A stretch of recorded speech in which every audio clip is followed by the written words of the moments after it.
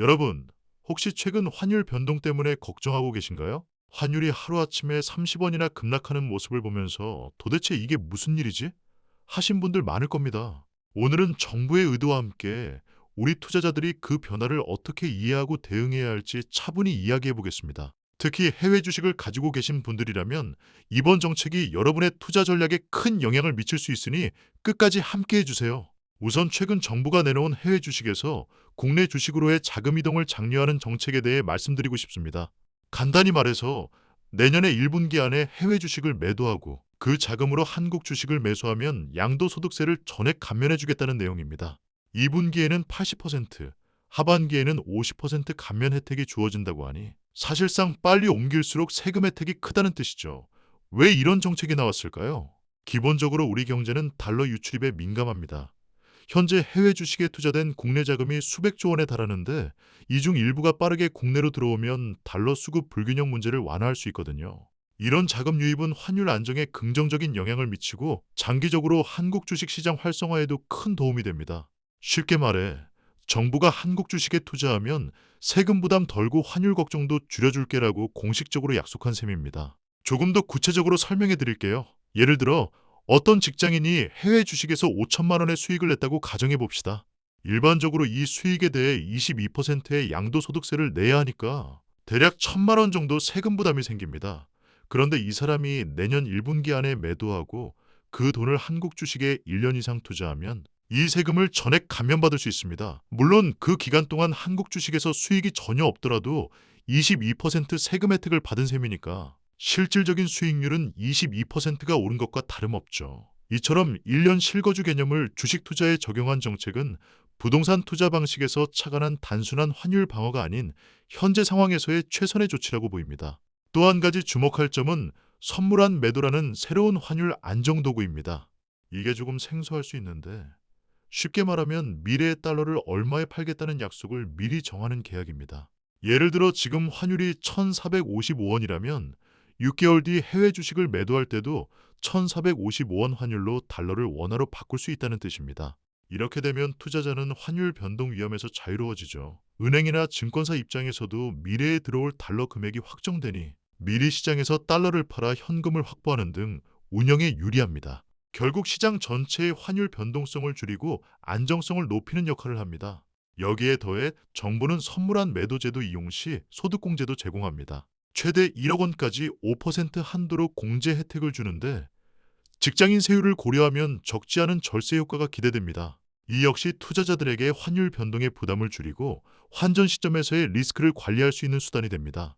이 모든 제도는 결국 바이코리아 시대를 열겠다는 정부의 강력한 의지 표현입니다. 억지로 한국 주식만 강요하는 게 아니라 투자자의 선택권을 존중하면서도 세금과 환율 문제라는 두 마리 토끼를 잡을 수 있는 전략적 접근입니다. 다만 이 정책을 마냥 긍정적으로만 볼 수는 없습니다. 정부 입장에서는 환율 안정과 국내 증시 부양이라는 명확한 목적이 있지만 투자자 개인의 시선에서 보면 몇 가지 불안한 지점도 분명히 존재합니다. 가장 먼저 떠오르는 건 왜 이렇게까지 급하게 자금을 불러들이려 할까라는 의문입니다. 세금 감면 폭을 분기별로 급격히 줄여가며 속도를 압박한다는 건 그만큼 외환 수급 상황이 정부가 보기에도 여유롭지 않다는 신호로 해석될 수 있습니다. 정책의 의도가 선이라고 해도 시장은 종종 이런 조급함을 불안 요인으로 받아들이곤 합니다. 또 하나 고민해 볼 부분은 투자 선택의 왜곡 가능성입니다.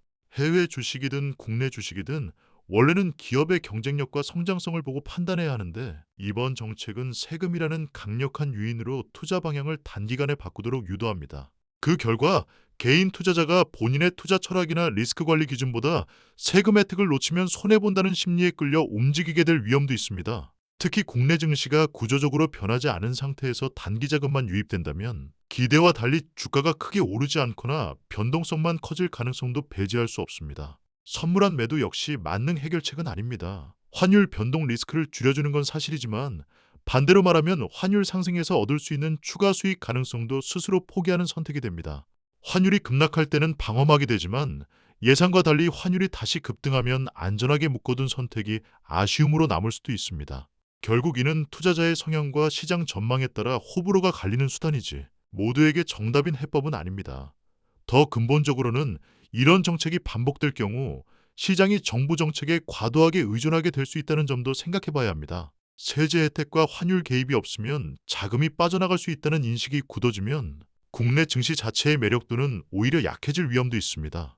투자자는 한국 주식이 좋아서가 아니라 정부가 도와주니까 들어오게 되고 그 관계가 끊어지는 순간 자금 이탈도 더 빨라질 수 있습니다. 그래서 이 정책을 바라볼 때 가장 중요한 태도는 정부가 이렇게 해주니까 무조건 따라가야 한다가 아니라 이 정책이 내 투자 구조에 어떤 장점과 어떤 한계를 동시에 가져오는가를 냉정하게 따져보는 것입니다. 환율 안정과 세금 혜택은 분명 매력적인 요소지만 그 이면에 있는 시장의 불안 신호와 정책 의존 리스크까지 함께 이해할 때 비로소 이번 변화를 제대로 활용할 수 있습니다. 결국 중요한 건 정책에 반응하는 투자자가 아니라 정책을 읽고 판단하는 투자자로 남는 것이겠죠. 그리고 한 가지는 꼭 짚고 넘어가야 합니다.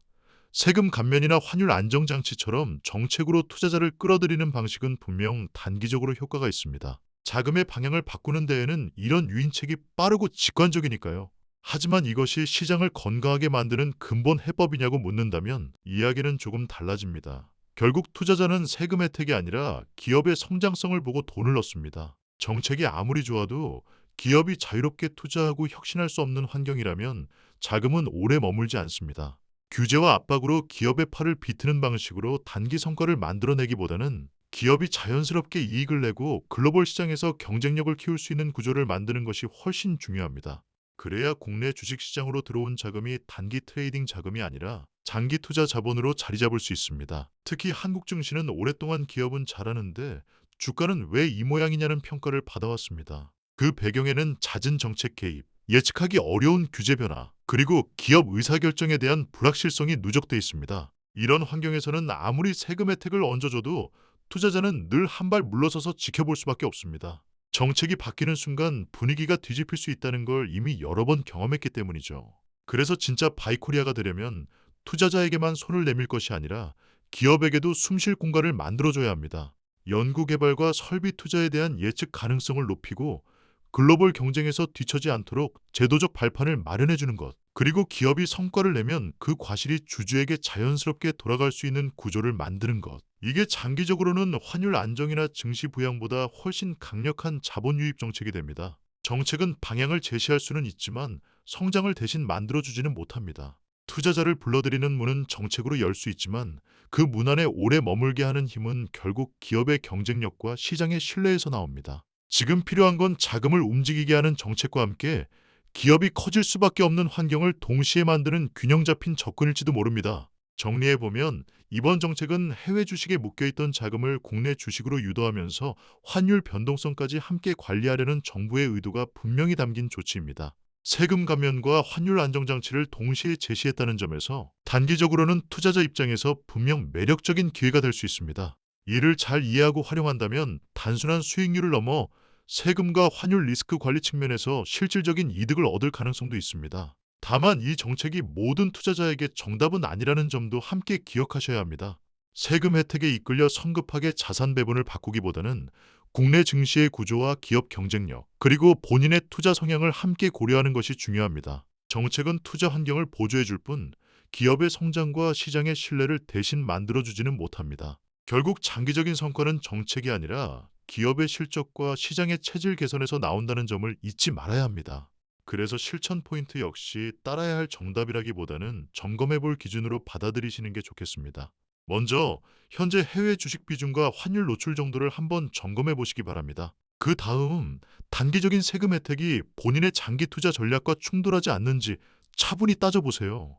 국내 주식으로의 이동을 고려하신다면 특정 종목에 몰리기보다는 분산 투자와 최소 1년 이상 보유라는 원칙을 지키는 것이 중요합니다. 환율 변동이 부담된다면 선물한 매도 같은 제도를 활용해 리스크를 줄이는 선택지도 검토해 볼 수 있습니다.